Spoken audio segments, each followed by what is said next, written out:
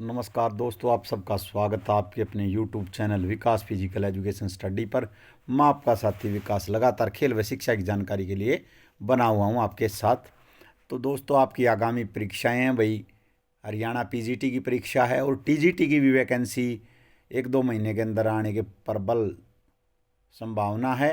और राजस्थान की परीक्षा वही केवीएस की परीक्षा है और डीएसएसबी की परीक्षा है। उन सभी परीक्षाओं को मद्देनज़र रखते हुए ये टेस्ट सीरीज़ है भाई। 50 क्वेश्चन इसके मैं पहले करवा चुका हूँ और ये इसमें कई क्वेश्चन पीजीटी के लिए भी उपयोगी हैं और टीजीटी के लिए तो ये बेहतरीन सीरीज़ है। तो चलिए दोस्तों, शुरू करते हैं भाई आज की यह सीरीज़। लगातार भाई अपने आप को अपडेट रखिए। लगातार जो मेहनत करेगा वही अपने लक्ष्य को पाने में सफल होगा। ये नहीं कि भी पेपर आ गया है और आपने मेहनत शुरू कर दी, नहीं, उससे कुछ काम नहीं होगा। भी लगातार अपने को बनाए रखिए, लगातार अपनी मेहनत को बनाए रखिए जब तक सफल ना हो जाओ, जब तक हार नहीं माननी चाहिए। चलिए दोस्तों, शुरू करते हैं। उपलब्धि प्रेरणा संबंधित है। Achievement motivation related to. उपलब्धि प्रेरणा संबंधित है व्यक्ति की आवश्यकता से, व्यक्ति के ज्ञान से, व्यक्ति के अनुभव से, व्यक्ति की योग्यता से। तो भाई अचीवमेंट है व्यक्ति की आवश्यकता से। ऑप्शन ए इसका राइट आंसर है। ऑप्शन ए, व्यक्ति उपलब्धि प्रेरणा संबंधित है व्यक्ति की आवश्यकता से। आगे चलते हैं दोस्तों। किससे हेपेटाइटिस बीमारी का वायरस सीधे संपर्क से उत्पन्न होता है? भाई कौन सा इनमें से हेपेटाइटिस है? जो हेपेटाइटिस के प्रकार हैं भाई अलग अलग, और इसमें से कौन सा हेपेटाइटिस सीधे संपर्क से उत्पन्न होता है? Hepatitis A, B, C, D. तो इसका जो राइट आंसर है वो है ऑप्शन ए। ऑप्शन ए इसका राइट आंसर है। और हेपेटाइटिस है भाई ये लीवर को प्रभावित करता है और यह बहुत ही खतरनाक रोग है। या इससे लगातार आपको इससे आपका लीवर डैमेज हो सकता है और भी अंदरूनी जो सिस्टम है पाचन तंत्र का उसको भी ये डैमेज कर देता है। आगे चलते हैं दोस्तों। इनमें से संक्रामक रोग नहीं है। भाई संक्रामक रोग नहीं है। मीजल्स, खसरा, शेरो, ट्यूबरकुलोसिस, मलेरिया, डायबिटीज़। खसरे का वायरस है भाई मोरीबिली रूबेला, और शेरो टीबी का जो बैक्टीरिया है ट्यूबरकुलोसिस माइकोबैक्टीरियम, और मलेरिया का है भाई प्लाज्मोडियम, इसका प्रोटोजोआ है। और तो जो इसमें से भाई संक्रामक रोग नहीं है डायबिटीज़, मधुमेह, ऑप्शन डी। मधुमेह कैसे होता है भाई? ये इंसुलिन की कमी के कारण होता है भाई, और पैनक्रियाज की खराबी के कारण ही मधुमेह रोग होता है, जो शुगर को कंट्रोल करता है। इंसुलिन उसका जो निर्माण है वो कम हो जाता है और ब्लड में शुगर की मात्रा बढ़ जाती है। आगे चलते हैं दोस्तों। Taylor muscle. टेलर मसल कौन सी है भाई? Hamstring, calf muscle, deltoid, sartorius. Sartorius सबसे लंबी मांसपेशी है और यह थाई की मांसपेशी है और इसे टेलर मसल भी कहा जाता है। Option D. काफ मसल भाई पिंडी की मांसपेशी है, हैमस्ट्रिंग पीछे थाई की पिछली मांसपेशी, और डेल्टोइड कंधे की मांसपेशी है। डेल्टोइड को लिफ्टर मसल भी कहा जाता है। तो टेलर मसल कौन सी है भाई? सार्टोरियस। ऑप्शन डी इसका राइट आंसर है। आगे चलते हैं दोस्तों। लाल रक्त कोशिकाओं आरबीसी का निर्माण कहाँ होता है? ल्यूकोसाइट, अस्थि मैरो यानी कि बोन मैरो में, प्लेटलेट में, थ्रोम्बोसाइट में। तो भाई आरबीसी का निर्माण होता है अस्थि मज्जा में। बोन मैरो, बोन मैरो क्या होता है? बोन मैरो हड्डियां अंदर से खोखली होती हैं, उनमें एक तरल पदार्थ होता है, वहीं से आरबीसी और डब्ल्यूबीसी का निर्माण होता है। आगे चलते हैं दोस्तों। अगला क्वेश्चन है, मोच के उपचार के लिए तुरंत सबसे अच्छा उपचार है? बर्फ से उपचार, जल चिकित्सा, गर्म उपचार, मिट्टी से उपचार। भाई पहले तो प्रोटेक्शन है कि आप उसकी सुरक्षा कीजिए, चोट ना लगे। उसके बाद क्या भाई? Ice, ice therapy. Option A, जैसे भी प्राइस में है आपको ये प्रोटेक्शन है, रेस्ट है और फिर आइस। उसके बाद क्या भाई? आइस है और कॉम्प्रेशन और इवेल्युएशन, ये लगातार हैं। तो जो रेस्ट और प्रोटेक्शन के लिए तो है नहीं इसमें, जो उपचार दिए गए हैं उसमें सबसे पहला उपचार क्या भाई? बर्फ चिकित्सा। कई डॉक्टर इसे 48 घंटे तक बताते हैं, कई 72 घंटे तक, और फिजियो भी लॉन्ग टाइम तक भी बर्फ चिकित्सा की सहायता लेते हैं। आगे चलते हैं दोस्तों। अध्यापन का सबसे अच्छा ढंग है भाई, बेस्ट टीचिंग मेथड कौन सा है? श्याम पट्टधन, ब्लैक बोर्ड टीचिंग, भाई भाषण विधि, लेक्चर विधि नहीं, भाई बेकार तरीका पीछेगा, और भाई अध्यापक केंद्रित अध्यापन नहीं, भाई दो तरफा सक्रियता। जो आज की एजुकेशन है वो चाइल्ड सेंटर्ड है, लेकिन टीचिंग का सबसे अच्छा मेथड है दो तरफ सक्रियता, टू वे इंटरेक्शन। जब टीचर और स्टूडेंट्स सक्रिय होंगे, दोनों ओर से सक्रियता होगी, तो शिक्षण सबसे अच्छा होगा। आगे चलते हैं दोस्तों। Primary focus of supervision must always be, पर्यवेक्षण का मौलिक केंद्र हमेशा होता है। भाई सुपरविजन का केंद्र क्या होता है? सीखने की स्थिति पर, प्रतियोगिता कार्यक्रम पर, सामग्री प्रबंधन पर, तथ्यों के रखरखाव पर। तो भाई सुपरविजन का जो केंद्र होता है वो प्रतियोगिता कार्यक्रम पर, ऑप्शन बी इसका राइट आंसर है। ये ऐसे ऐसे क्वेश्चन आपसे पीजीटी में पूछे जा सकते हैं भाई। पर्यवेक्षण सुपरविजन का फोकस किस पर होता है? प्रतियोगिता कार्यक्रम पर, कंपटीशन प्रोग्राम पर। पीजीटी के लिए ऐसे ऐसे क्वेश्चन ये इंपॉर्टेंट हैं। आगे चलते हैं दोस्तों।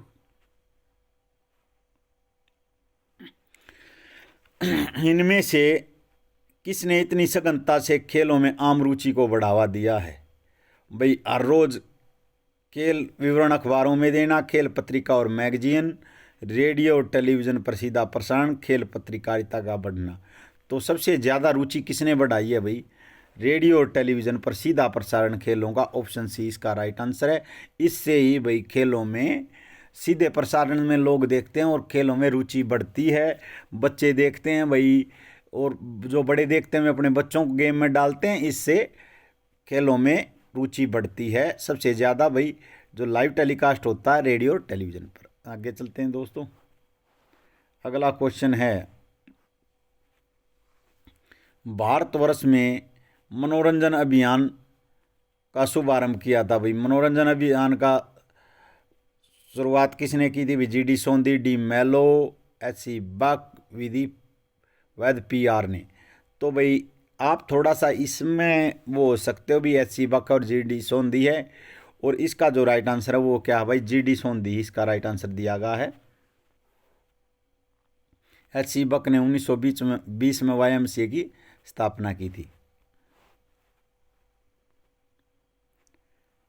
मनोरंजन जरूरी है भाई, मनोरंजन तो जरूरी है विभिन्न कार्यक्रमों की गतिविधियों में भाग लेने के लिए, व्यक्तित्व के विकास के लिए, आत्म खुशी और मन की शांति के लिए, विभिन्न प्रतियोगिताएं आयोजित करने के लिए। मनोरंजन किस लिए जरूरी है भाई? आत्म खुशी व मन की शांति के लिए। भाई मनोरंजन ये नहीं कि आप भाई कोई गेम ही खेले, मनोरंजन के तो अन्य साधन भी हैं, लेकिन खेल भी मनोरंजन का हिस्सा है। ऑप्शन सी इसका राइट आंसर है।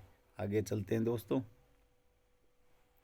ओलंपिक खेलों का उत्सवीय ध्वज पहली बार कब प्रयोग में लाया गया? 1913 में इसे डिज़ाइन किया गया था, और भाई 1913 के बाद भाई 16 में ओलंपिक नहीं हुए वर्ल्ड वार के कारण, और 1920 में एंटवर्प बेल्जियम का ये शहर है, इसमें यह प्रथम बार 1920 में प्रयोग में लाया गया। सफ़ेद रंग की पृष्ठभूमि होती है और 5 छल्ले आपस में जुड़े हुए होते हैं। उसकी एक ट्रिक भी बताई थी मैंने, नीपिका हिल, नीला, पीला, काला, हरा, लाल, और ये सभी महाद्वीपों को प्रदर्शित करते हैं। और बेल्जियम की राजधानी ब्रुसेल्स है भाई, एंटवर्प इसका शहर है बेल्जियम का। आगे चलते हैं भाई। व्यक्तिगत भिन्नता का कारण है, बेसिक क्वेश्चन है। वातावरण के कारण, वंश के कारण, वंश तथा वातावरण के कारण, समाज के कारण। तो भाई हेरिडिटी और एनवायरनमेंट दोनों के कारण भाई इंडिविजुअल भिन्नता होती है। ऑप्शन सी इसका राइट आंसर है। आसान क्वेश्चन है। आगे चलते हैं दोस्तों। फ्लैक्शन और एक्सटेंशन, फ्लैक्शन और एक्सटेंशन कहाँ होते हैं? जैसे भाई कोणी है, कोणी का जोड़ है, इसमें फ्लैक्शन और एक्सटेंशन हो गए। तो इसमें ये किसके इर्द गिर्द होते हैं? मीडियोलैटरल एक्सिस, भाई anteroposterior axis, vertical axis, sagittal axis, मध्य पार्श्विक अक्ष, ऊर्ध्व अक्ष, सम्मुख अक्ष, सैजिटल अक्ष। आप ऐसा क्वेश्चन आए तो आप ज़रूर इंग्लिश में उसे पढ़ लेना है आपको। आकुंच और विस्तार आपको नहीं आएगा समझ में, फ्लेक्शन और एक्सटेंशन आपको तभी आ जाएगा। तो ऑप्शन ए इसका राइट आंसर है, ऑप्शन ए मध्य पार्श्विक अक्ष। ये भाई मोशन है, जो जोड़ों का मोशन है, बायोमैकेनिक्स और फिजियोलॉजी, इससे यह क्वेश्चन है। आगे चलते हैं दोस्तों। प्रोट्रैक्शन और रिट्रैक्शन कहाँ होते हैं? यह क्वेश्चन भाई जो पिछला आपका टीजीटी का पेपर हुआ था हरियाणा में, उसमें भी यह क्वेश्चन आया है। और थोड़ा बहुत तो मैंने जो जोड़ों की वीडियो थी उसमें बताया है, लेकिन आगे दोबारा भाई कुछ बायोमैकेनिक्स की फिजियोलॉजी की वीडियो मैं सोचता हूँ बनाने की, कुछ वीडियो बनाई जाए। एक वीडियो भाई फिजिकल ट्रेनिंग मेथड की रहती है, और डोपिंग की, और कुछ बायोमैकेनिक्स की, और ये फिजियोलॉजी की वीडियो बाकी हैं। तो उन पर मैं सोच रहा हूँ भाई आगे कुछ काम किया जाए। तो भाई प्रोट्रैक्शन और रिट्रैक्शन कहाँ होते हैं? नितंब के जोड़ में, कोहनी में। कोहनी में क्या होता है भाई? Flexion extension. घुटने में भी फ्लेक्शन एक्सटेंशन। और कंधे के जोड़ में होता भी प्रोट्रैक्शन और रिट्रैक्शन। ऑप्शन बी इसका राइट आंसर है। यह पिछले टीजीटी के भी एग्जाम में आया है, और यह सीरीज आपकी परीक्षा की दृष्टि से बहुत ही महत्वपूर्ण है। आगे चलते हैं दोस्तों। निम्नलिखित में से कौन सा जल चिकित्सा नहीं है? बहुत बार यह क्वेश्चन आ भाई, आसान क्वेश्चन है। और चोटों में पुनर्वास में मैंने यह करवा रखा है आपको, बहुत अच्छी वीडियो है, आपको आराम से समझ में आ जाएगी। जल चिकित्सा नहीं है भाई। वैक्स बात, क्रायो चिकित्सा, क्रायो भी बर्फ चिकित्सा होती है। वर्लपूल बात ये भी जल चिकित्सा भाई। कॉन्ट्रास्ट बात ये भी जल चिकित्सा है।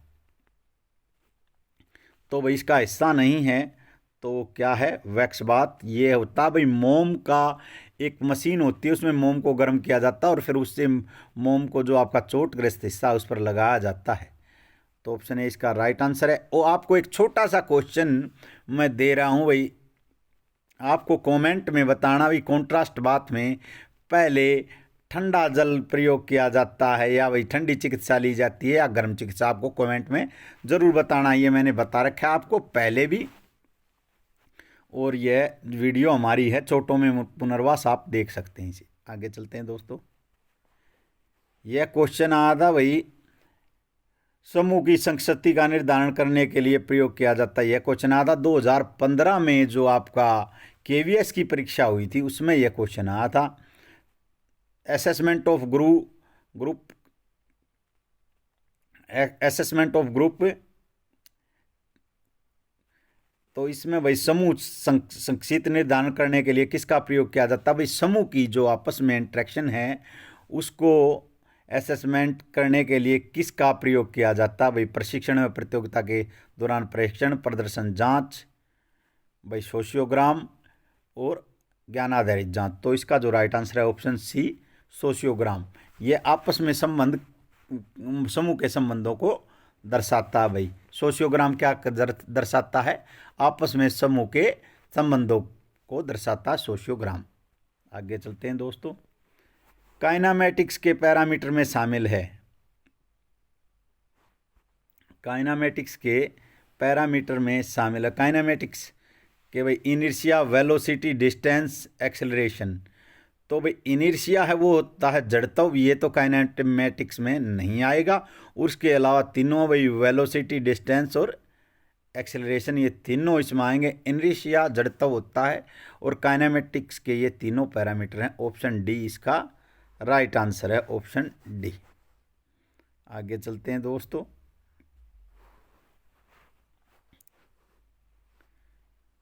प्रथम श्रेणी का उत्तोलक है जो लीवर है, इस पर हमने एक छोटी सी वीडियो बनाई थी जो मेन काम बताए थे लीवर के, लेकिन थोड़ा सा डीपली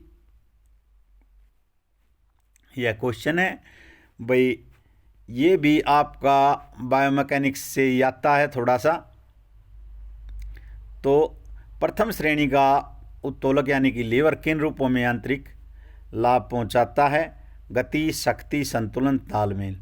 तो ऑप्शन बी इसका राइट आंसर है भाई। प्रथम श्रेणी का उत्तोलक शक्ति, संतुलन और तालमेल। ऑप्शन बी इसका राइट आंसर है। ये थोड़ा सा डीपली क्वेश्चन है भाई, साइंस बेस्ड क्वेश्चन है ये। मैंने मेन कार्य तो इसके बता दिए थे उत्तोलक के, लेकिन थोड़ा सा डीपली क्वेश्चन है ये, आपको इसका ये राइट आंसर बता दिया है। आपको अब भाई जो पीजीटी की परीक्षा की तैयारी कर रहे हैं उन्हें उनके लिए ऐसे ऐसे क्वेश्चन जरूर आएंगे। दबाव के व्यक्तिगत स्रोत हैं, पर्सनल सोर्स ऑफ स्ट्रेस। भाई तनाव के यानी कि स्ट्रेस के व्यक्तिगत स्रोत क्या क्या हैं भाई? घटना का महत्व, आनुवांशिक दुश्चिंता, स्वाभिमान, अनिश्चय, event importance, trait anxiety, self esteem, अनिश्चय भाई यूनिसेट्रिटिनिटी।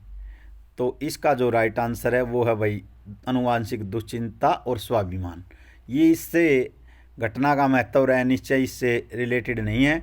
आनुवांशिक दुश्चिंता और स्वाभिमान, सेल्फ स्टीम भी भाई जो है स्ट्रेस को बढ़ाता है।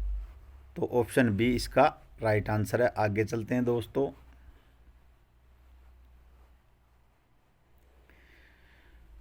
शारीरिक शिक्षा में निम्नलिखित पाठ्यक्रमों में भारत में प्रारंभ किए जाने वाले कालक्रम के अनुसार व्यवस्थित कीजिए भाई। बीपीएड, बीपीई, एमफिल, पीएचडी, भाई इनको लगाना है आपने। बीपीएड, बीपीई 1956-57 में भाई, 1957 में है बीपीई, और पीएचडी है 1998 में। 1998 में पीएचडी है। ये दो तो आपको मैंने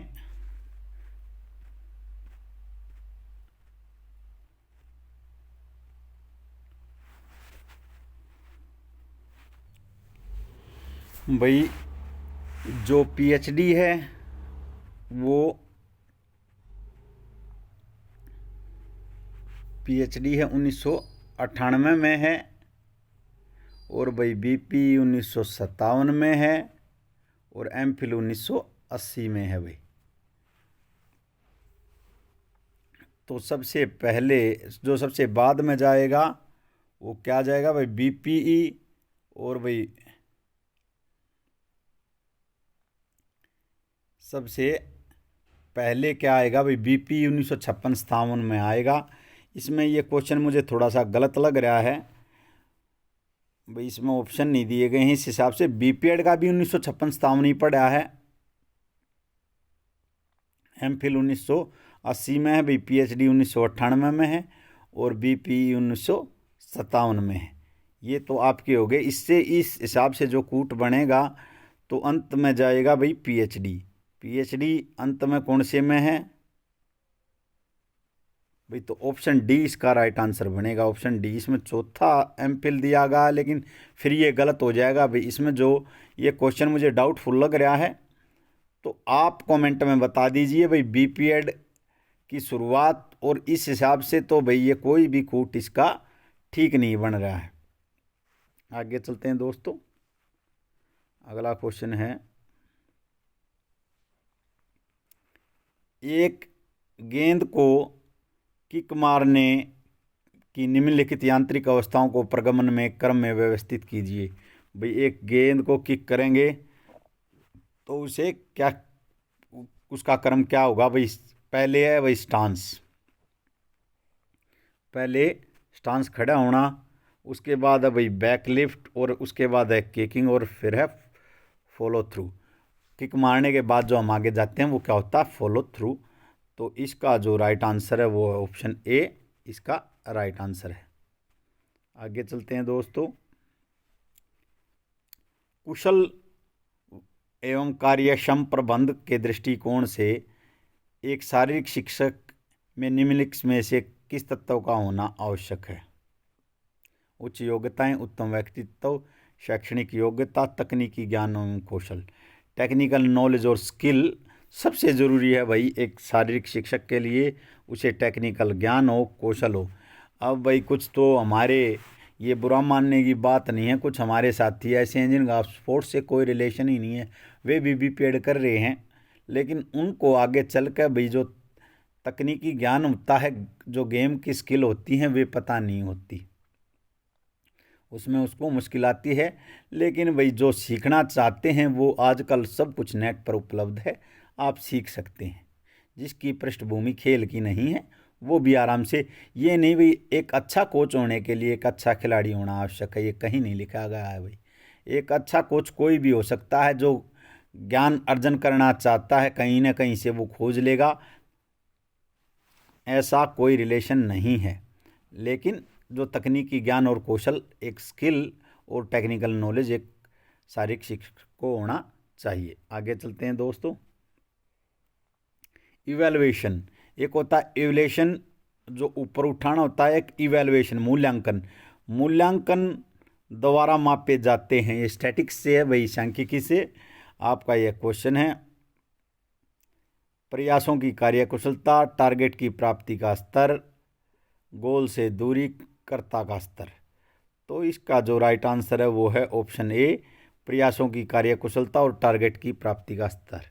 ऑप्शन ए इसका राइट आंसर है। आगे चलते हैं दोस्तों। अंतर्राष्ट्रीय ओलंपिक कमेटी आईओसी ओलंपिक खेल का आयोजन स्थान देते हैं भाई किसको? देश को, महाद्वीप को, राज्य को, शहर को? शहर को। ऑप्शन बी इसका राइट आंसर है भाई। आईओसी इसका मुख्यालय कहाँ भाई? लुसियाने, स्विट्जरलैंड में।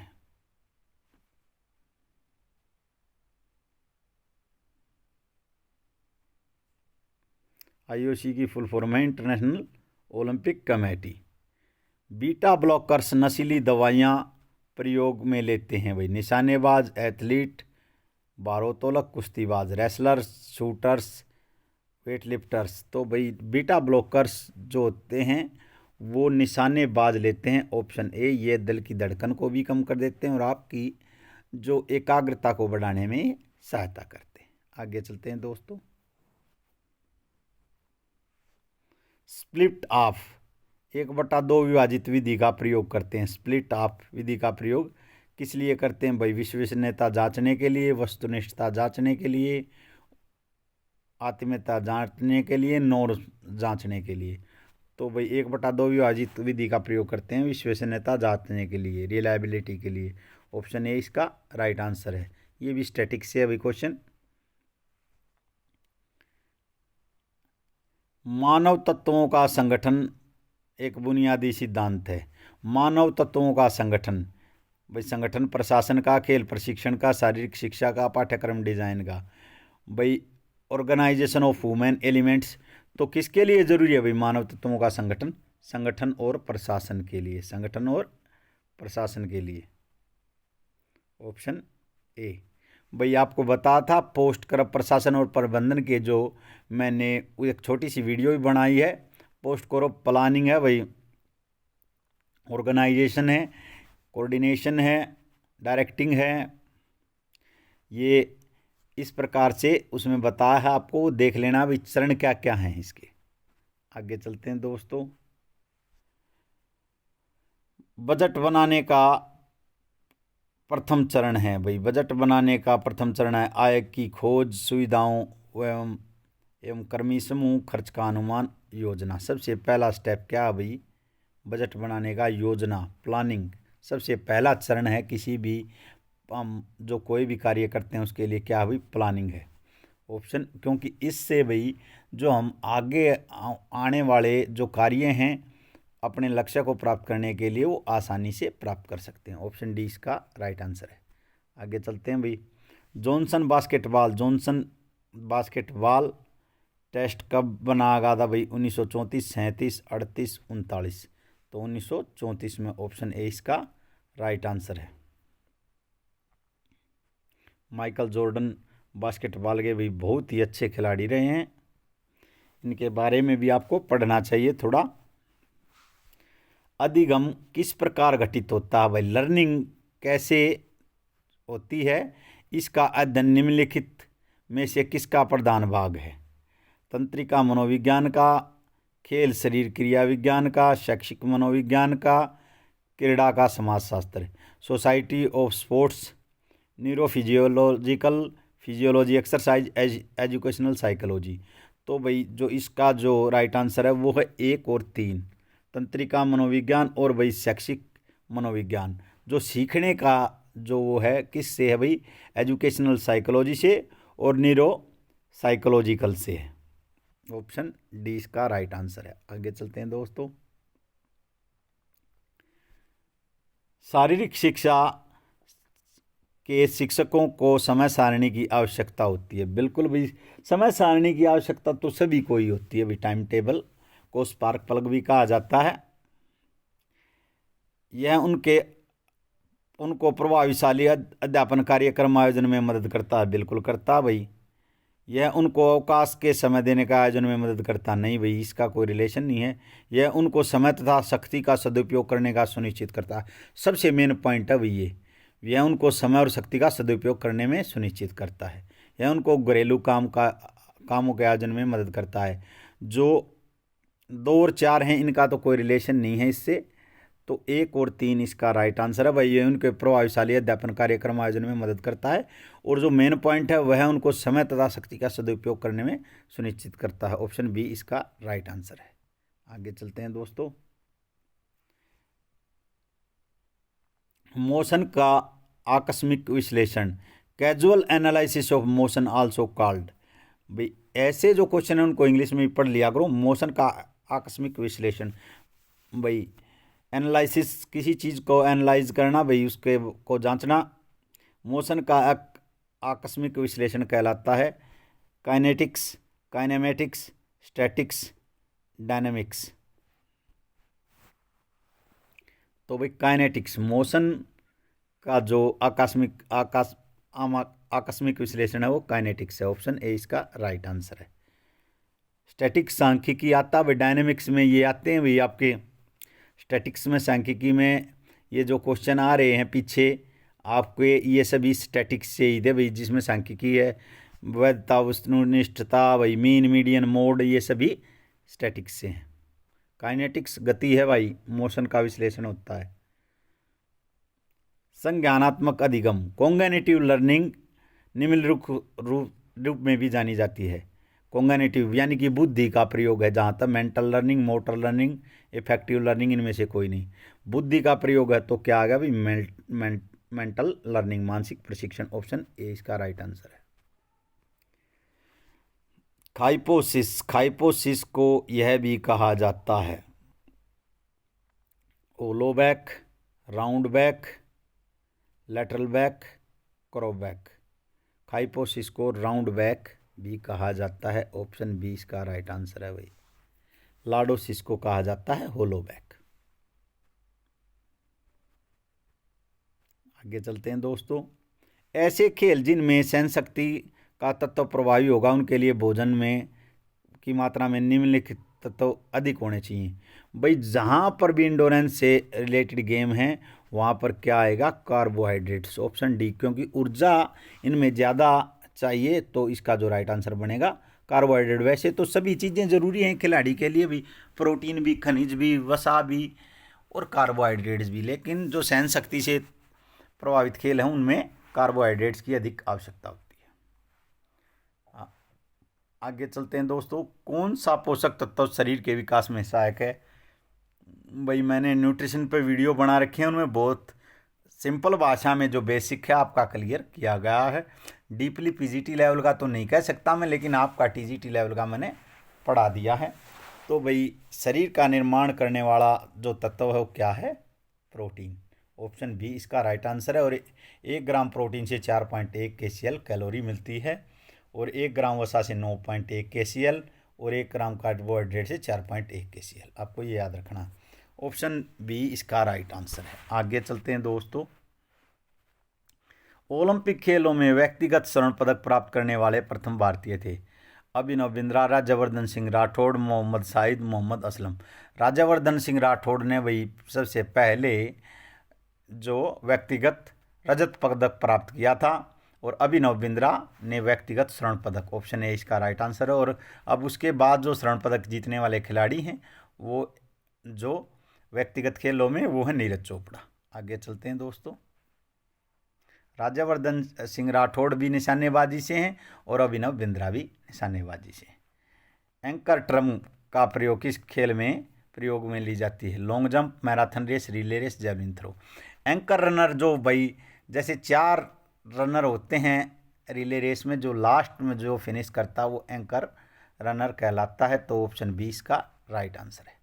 आगे चलते हैं दोस्तों। खो खो के मैदान में केंद्रीय रेखा की चौड़ाई होती है 20 सेंटीमीटर, 25 सेंटीमीटर, 30 सेंटीमीटर, 35। तो इसकी जो चौड़ाई है वो क्या है भाई, 30 सेंटीमीटर। ऑप्शन सी इसका राइट आंसर है। खो खो का मैदान पहले 29-16 था, अब 27-16 है भाई। खो खो में 9 खिलाड़ी होते हैं और 3 एक्स्ट्रा। आगे चलते हैं दोस्तों। खेल प्रतिभा एक उत्पाद है, स्पोर्ट्स टैलेंट।